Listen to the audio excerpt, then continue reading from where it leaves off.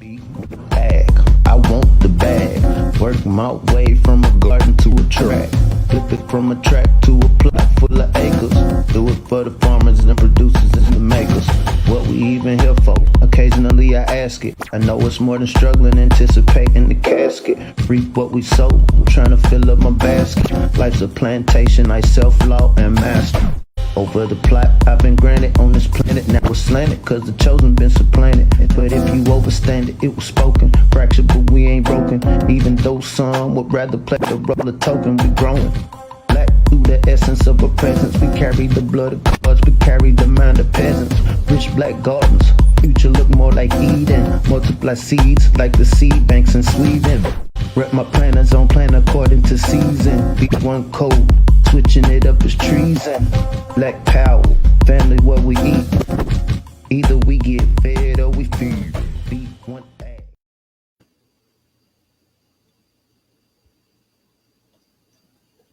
Copyright disclaimer under Section 107 of the Copyright Act of 1976. Allowances made for fair use for purposes such as criticism, comment, news reporting, teaching, scholarship, and research. Fair use is a use permitted by copyright statute that might otherwise be infringing. Nonprofit, educational, or personal use tips the balance in favor of fair use. Welcome, Black. Welcome, Black. Welcome to B1AG. Salutations. Hello. How you doing? I hope we reach you in a growth mindset. I hope you're doing well. And I hope all of your seeds are beginning to poke through the ground and really blossom. How you doing? Welcome to B1AG. My name is John Henry Harris. We also have Farmer Brown, the MC. And here at B1AG, we focus on Black agricultural production, marketing, food, nutrition, and economics, all for the Black family and for the Black community. Today we have a great story. Well, the story we're going to dig into, and it revolves around Senator Booker. Senator Booker introduced, he was one of the people that helped to write the Farmers Act of Color, Act of 2021. And now he reintroduces a bill set to reform the farm system. And we'd like to discuss how this will affect the Black farmers. Farmer Brown, let's dive deep. First, I'd just like to say peace to the B1 family. Hope everybody's doing well. We're going to dig into this. And so first, we're not here to throw shade today. We're really here to kind of pick this apart, look at the bigger picture of what's going on within the agricultural community. Booker, along with Warnock and a few others, were a part of the Farmers of Color Act and the socially disadvantaged farmers for the debt forgiveness, which we see as of mid-July, no debt has been forgiven.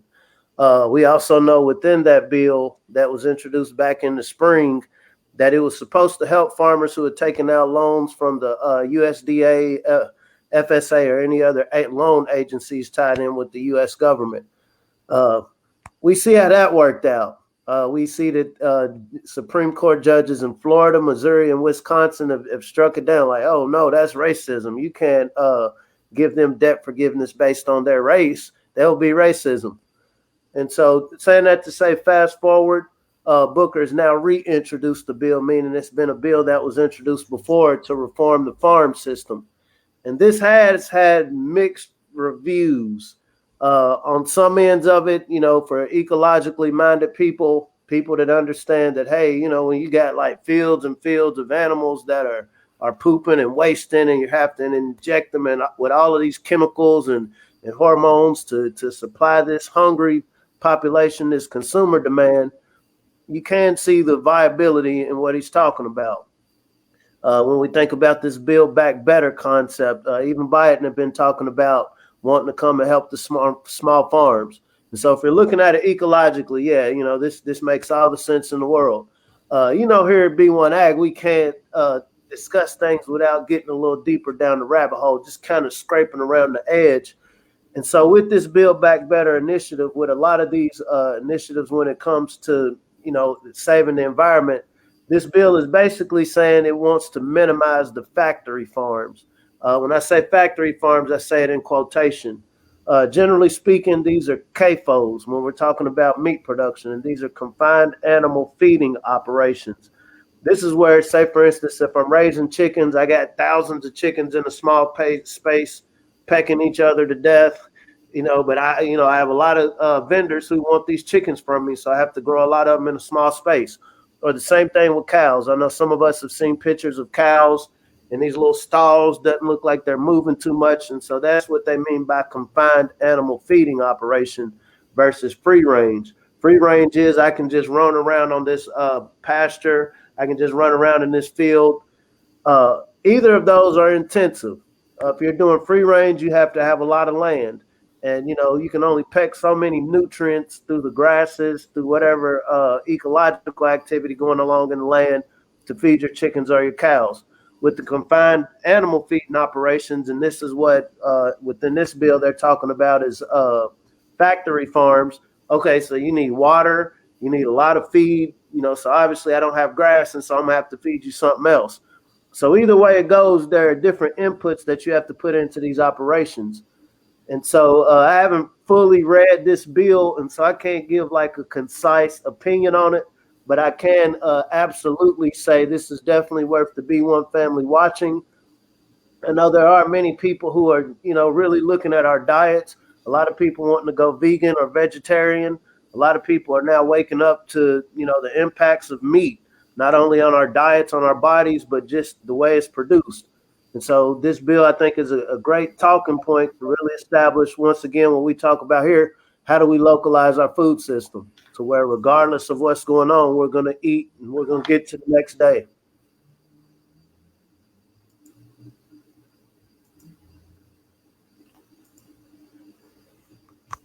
Now, in regards to our food system, this bill that Senator Booker reintroduced, it focuses on leveling the playing field for smaller meat producers.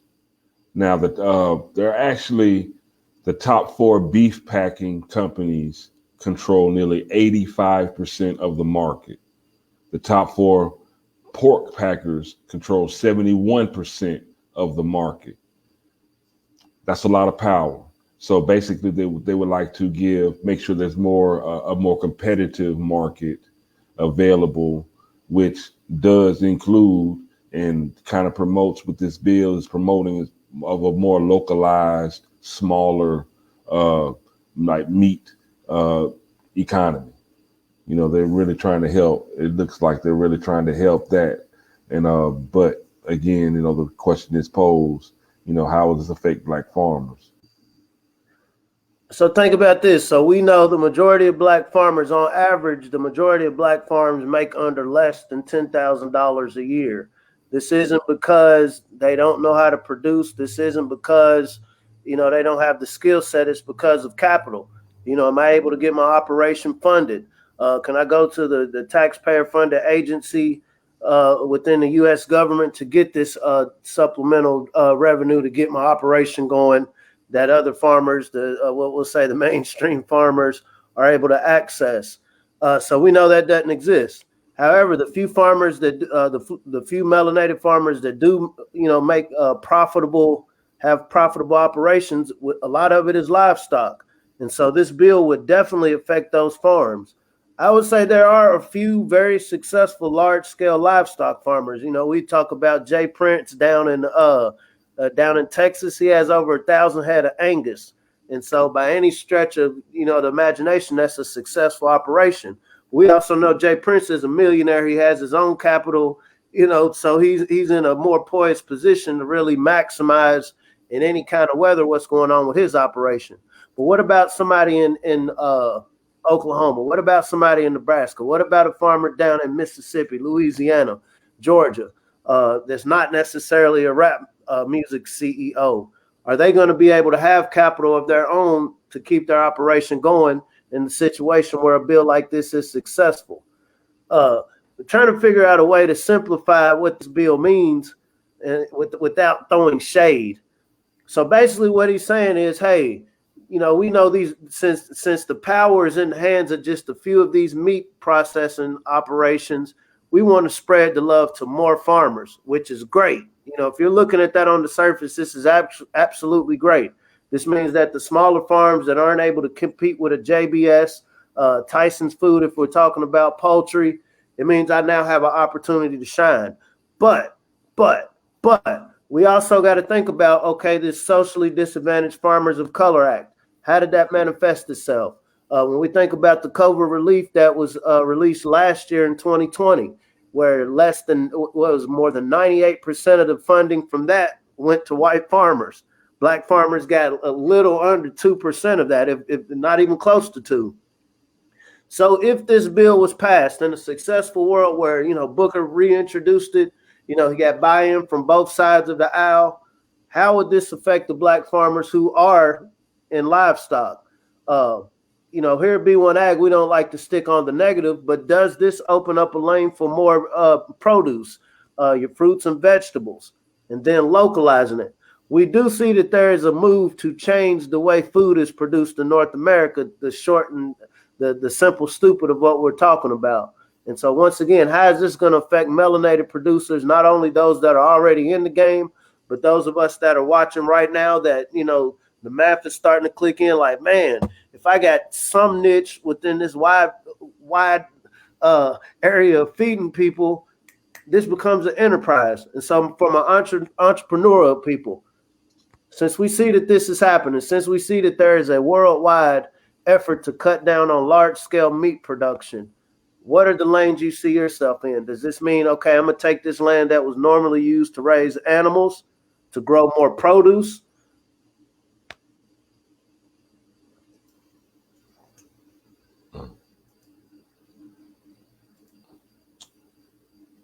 Now, Farmer Brown, what I would like to read, there's kind of two sides of what you said about the large-scale meat producers, and also addressing what you said about the smaller farmers. And this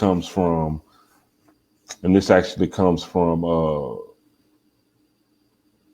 the Washington, D.C., Senator Cory Booker's press release that he put out. He said, this is Cory Booker speaking. He says, large multinational meat packers, because of their buying power and size, are putting our food system at risk and harming everyone along the supply chain. We need to fix the broken system. That means giving family farmers and ranchers a fair shot and holding corporate integrators responsible for the harm they are causing, said Senator Booker. We must immediately begin to transition to a more sustainable and humane system. An important step is ending our reliance on huge factory farms and investing in a system that focuses on resilient and regenerative production. If Congress doesn't act soon, we are at risk of losing an entire generation of family farms to multinational farming corporations. And this comes from Representative Ro Khanna. The Farm System Reform Act is a clear way to ensure the American food system maintains fair competition, high animal welfare standards, and a dependable food chain. We must fix this broken system. Proud to reintroduce this critical legislation with Senator Booker to level the playing field for family farmers, ranchers, and agricultural workers in the 21st century. Like I said, who can say something negative about a family farm? You hear that word family farm, and you just get these warm, fuzzy feelings. These are well-to-do people. The average farmer producer generates about $75,000 a year. That's including your highest paid, your lowest paid. So it's not a bad industry. But when we're specifically talking about meat, once again, we realize the few melanated farmers who are making a lot of money within this industry are doing it through livestock production, animal production. Booker's tone earlier this year was helping socially disadvantaged. At one time he said black, and then the black turned into socially disadvantaged. Then it turned into farmers of color and minority. And so we see how, okay, I got this bowl of something, and every time I pour something in it, I'm diluting what I'm talking about. I've never been a senator, never been a representative, and so I can't speak on that level. But I know one of the things of staying within these offices, you want some wins. And so I would be curious if I was a fly on the wall, did something come to Booker and say, hey, we're not about to do nothing for these melanated people. Now, if he put it for family, we might have a conversation. You might have some buy-in. Like I said, I don't know. I've never been in any of those conversations. But as the B1 family, I would really like us to look at this, because this is, think about the conversations we've been having about this lab-grown meat. This didn't come out of nowhere. Booker is not a ignorant man. He's aware of trends and patterns that the layman person like ourselves wouldn't be aware of when it comes to the direction of governing, the direction of international cooperation when it comes to a food system. It is true. It is absolutely true, if you're coming strictly from an ecological standpoint, that the way we produce food right now is not sustainable in the long term. The concept of just being able to, fatten these animals, have them ready to process in a couple of weeks, couple of months, as opposed to their natural life cycle, that's not natural. The things that you would have to add to make this happen are directly equating to some of the pre-existing conditions, the sicknesses, the cancers that people have. I think the Minister of Wellness does a great job breaking that down. Here at B1AG, we're wanting to look at how is this going to affect the producers. And so, once again, black farmers, melanated farmers aren't necessarily able to access the same capital to just change their farm operation over like that. To go from, okay, we have a large-scale operation where we're feeding a lot of livestock or poultry, to suddenly switching it over, that costs money. You have equipment. And I'm also saying this to the entrepreneurs looking for ways to invest. We've had a lot of people as of recently reaching out, wanting to figure out, now what can I do? Man, I'm in the city, but I want to get involved in this. Find a local farmer who this affects. There are farmers wherever you see melanated people. There are farmers on the outskirts of wherever you live at. Trust me. And it comes to think, okay, if I want to find one, I'll find one. And just really asking, what does your operation need to compete with all of these changes that's going on? We see that the conversation around agriculture is going towards eco-sustainability. We want a greener planet. We want to build back better. We can get into a lot of discussions of what that build back better means, but all of this are actual real world changes that are happening to not only the meat supply, but our overall food security. So once again, it's better, since we see that there are trick bags going on in other areas, it's better to figure out how can we get on the front end of this. We see there's going to be this large transition of how meat is produced. Is this, once again, an opportunity for us to produce more fruits and vegetables in the space where the meat was produced? Is this opportunity to invest in, okay, well, we see these black farmers aren't about to get no help from the government. We see it went from helping black to minority to socially disadvantaged to now anybody that comes and asks that's not melanated, okay, how can I invest in some of these operations directly and at least help them to be competitive within their local markets? Like I said, I can absolutely appreciate that Booker's concept of, hey, we need to localize this food system, the meat packing, for the sake of this conversation. I absolutely agree with that. But the skeptic in me says, okay, this isn't really going to help the melanated farmers in the long term. It might be a handful. We know with the Farmers of Color Act and the debt relief, I know in the Commonwealth where I live, it was only 2 farmers in a state of 79,000 farmers of color that were able to qualify for it. And once again, they didn't get it because it was blocked because of racism. How does this manifest? Like the elder John Boyd said, we can't afford another 9 years kicking this can down the road. I hope to be one family. I don't want you to get caught up in our word salad, but it's I don't want to say emotional. I don't want to say emotional, but it's just very perturbing how if we're not able as a community, not everybody, but a conscientious enough of us see how this game has worked, and we'll get a better idea of why we're at where we're at in 2021. Where only 1.4% of the food producers in North America are melanated. It wasn't because the black farmers were stupid. It wasn't because the black farmers didn't have all of the knowledge necessary to be productive. It's kicking the can down the road. The consumer base is, I want my food easy. These 4 meat packers that you speak of, hey, we can produce food quickly. We got a lot of land. We already have the infrastructure in place. We don't have to do shows and podcasts and all this trying to convince our people that agriculture and food production is important. And so we literally have decades of advantage. And so that's the purpose of B1AG, is just to really keep this conversation going. This is a grand competition. You can't eat jump shots. You can't drink touchdowns. We got to figure out ways to support our Black farmers.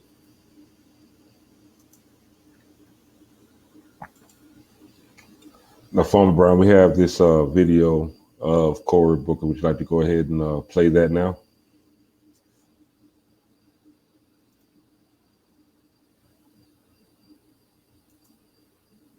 If you could talk about your personal decision to be vegan, which really brings together the issue of the environment and personal health. Listen, my personal decision is to try every day to be a better living the values in which I hold.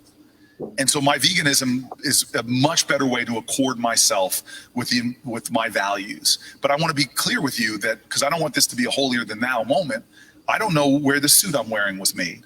And fast fashion is injustice. It is injustice. These are vegan shoes, so I'm trying to be consistent with things. So for me, all of us have to do a better job in living in accordance with what our values are. I don't want to preach to people what our values are, but I know what corporate animal agriculture, not the farm heritage, the independent family farmers I've met all around this country, but massive corporate animal agriculture is destroying the environment. What's happening to animals is something of America. In fact, they're passing these things called ag-gag laws, which I know you've heard of, where they're trying to block Americans from actually knowing what's happening to animals. That's why those CAFOs are usually covered so you can't see in, and the misery and the suffering going on with animals. And so for me, from everything from my health, the leading cause of death for Black men is preventable diseases. As Ron Finley, he's a TED Talk, Black man in South Central Los Angeles. He has this great TED Talk, you should watch it, where he says in South Central, we got drive-bys and drive-throughs. And the drive-throughs are killing more people than the drive-bys. And so I'm trying to do my best to live my values. I fail every day, but I want to get better and better and better, to be more conscious about the decisions I'm making. And in a capitalist society, you vote every day with your dollars. And so my veganism is something I'm happy to talk about and about the reasons why. But I want to tell you this. Martin Luther King said it more eloquently than I could ever say it. He goes, I can't pass laws to make you love me, but I can pass laws to stop you from lynching me. I can't pass laws to change your heart, but I can pass laws to restrain the heartless. And so I may not want to force my dietary habits on everybody here, but if I'm your president, I'm going to stop us subsidizing through our ag bills the corporate animal agriculture that ultimately is hurting our country. And I haven't heard another presidential candidate that wants to talk about these issues.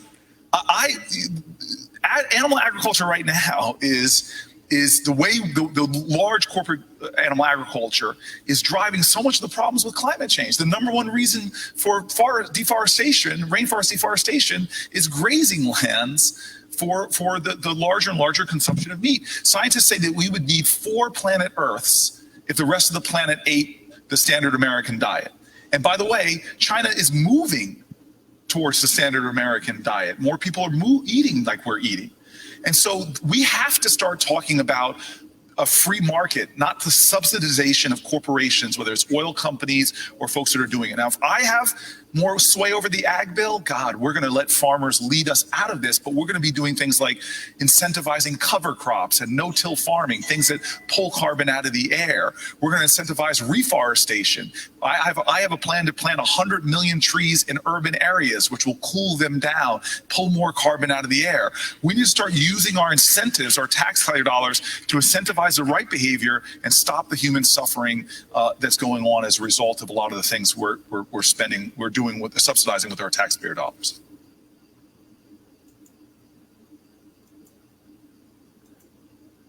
Like I said, the ecologist in me, that's beautiful words, beautiful verbiage. I'm glad he referenced Ron Finley, the gangster gardener.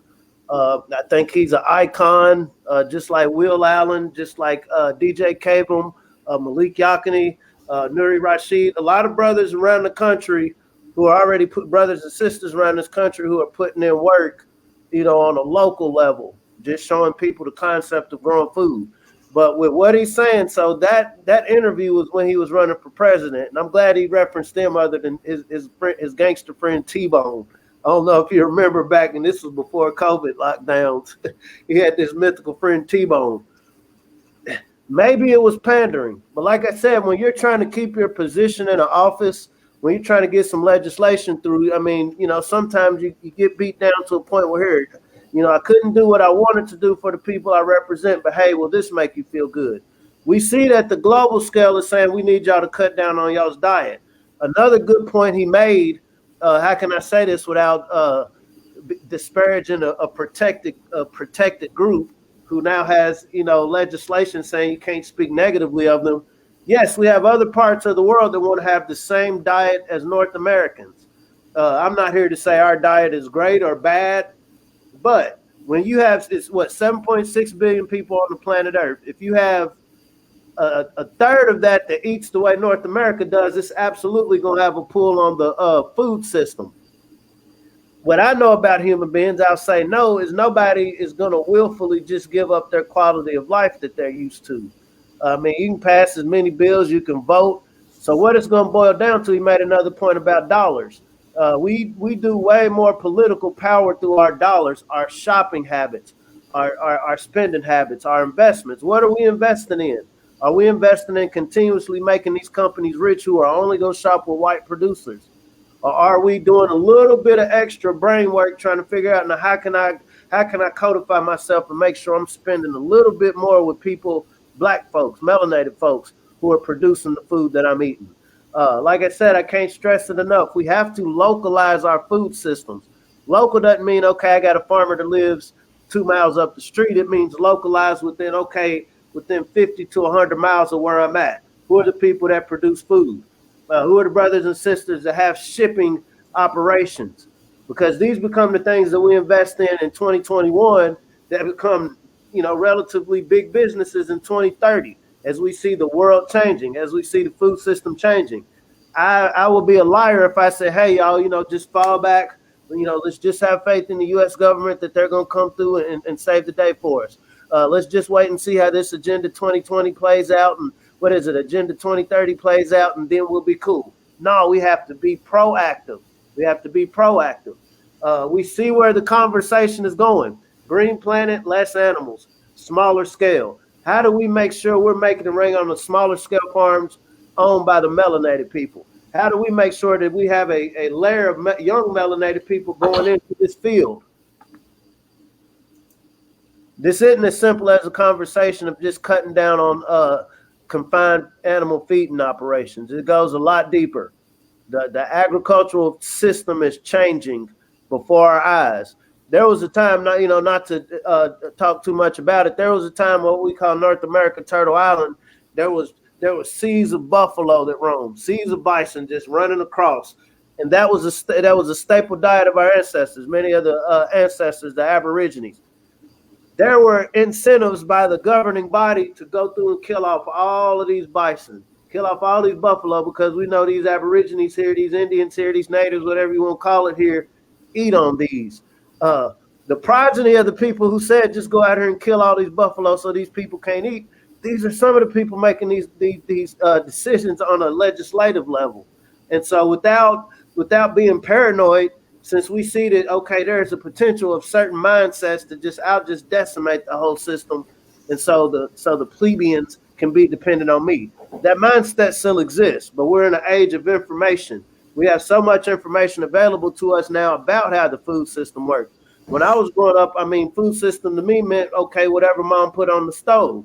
Food system to me meant, okay, whatever's available at the grocery store. And the concept of availability was over my head. I just assumed if I walk into Kroger, if I walk into Walmart, what I want to eat is going to be there.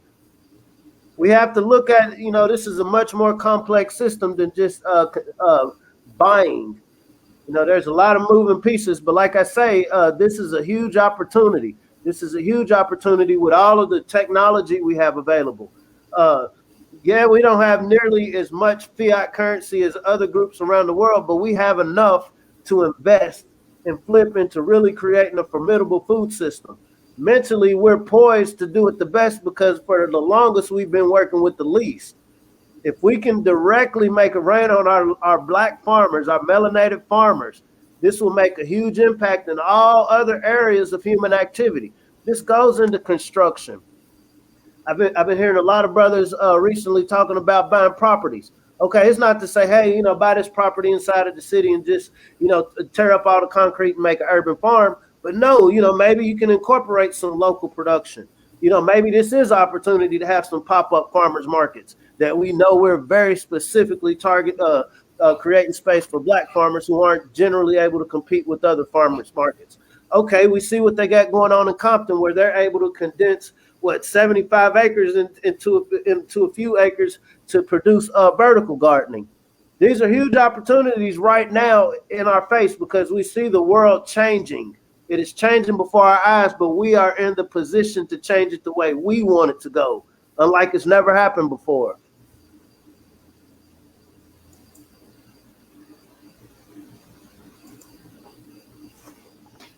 Our food system is complex, and it does go a lot deeper than spending money, the dollar.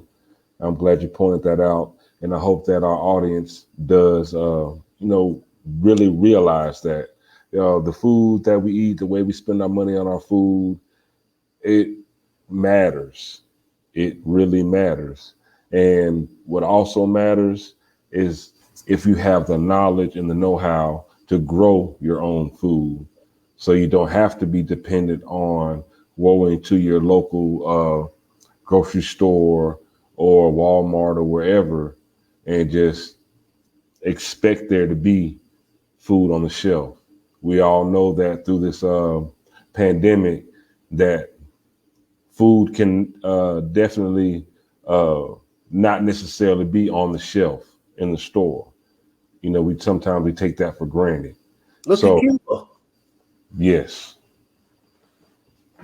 The world is changing. Our food system is changing. It's changing very rapidly. And I know if you want to really learn how to grow your own food, ensure that you always have real food, organic food, healthy food to eat, go to healthyblackfood.com. Farmer Brian, you worked very hard on this. We put together a great program. It's engaging, entertaining, it's colorful, but it's also real. It's real and it's culturally palatable for us, because it's made by us for us. So let's get our grow on at healthyblackfood.com.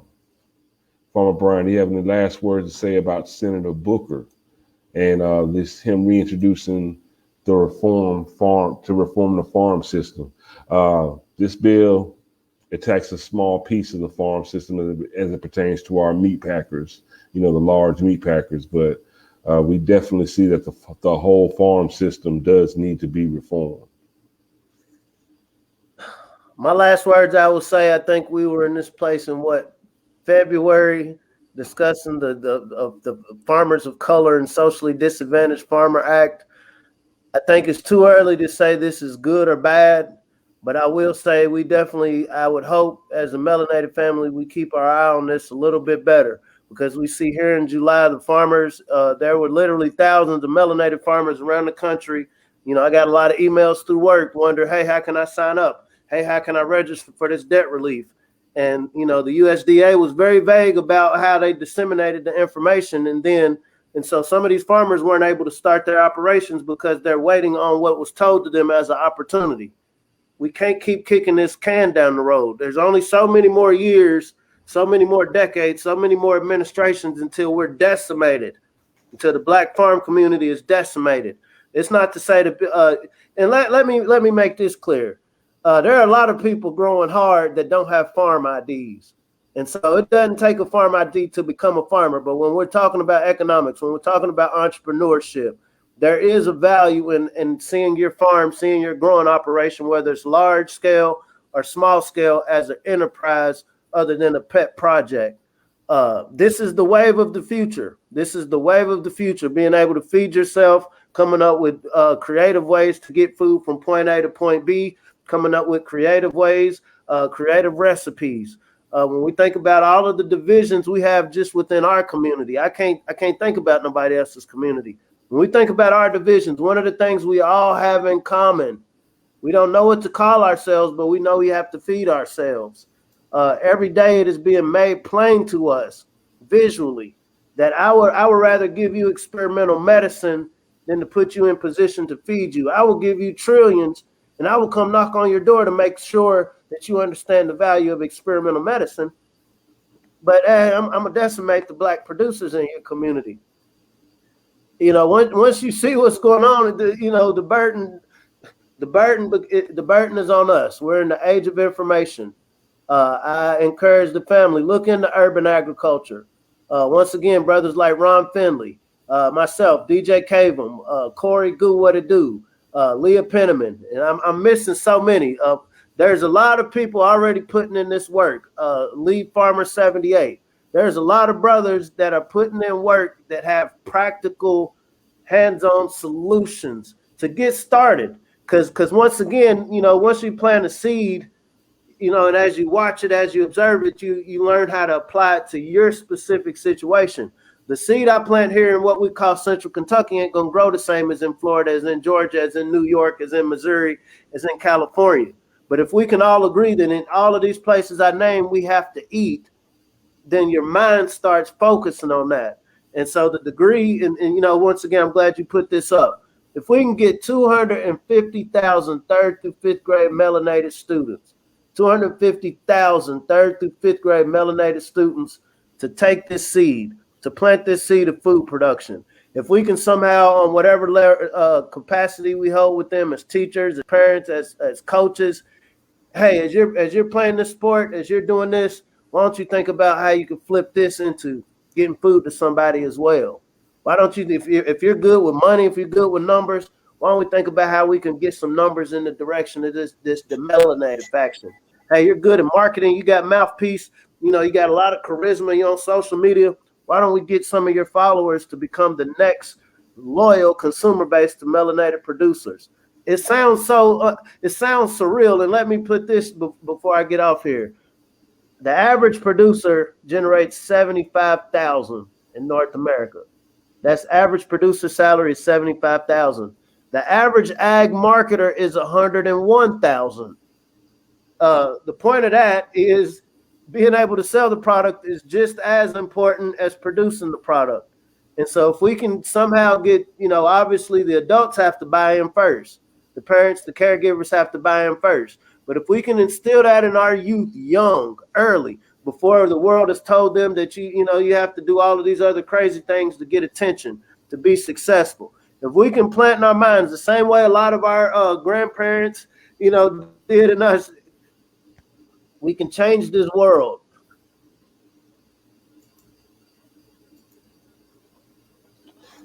I'd like to thank everyone for sitting through another episode of the Daily Bread podcast here at B1AG. Let's change the world, y'all. We could change the world with food. We could change the world just by planting something. We could change the world by growing. And let us all grow together. Make sure that you go by healthyblackfood.com, sign up, and ensure that you and your family will be eating as the world continues to turn and as this farm system and the agricultural system continues to evolve. Let's just make sure that we, at the end of the day, the B1 community, B1AG community, that we stay ahead of the curve and we're in place to eat. Matter of fact, we already have our places at the table and we're just ready to eat. And that's very important. So Farmer Brown, if the people really, really, really want to know something, what is it that they need to do, bro? If you really want to know something, let's turn up and learn how to grow something. There it is. Everybody, let's grow harder. Be blessed today. Find a farmer today. Introduce yourself to a farmer today. See you next time. Peace out.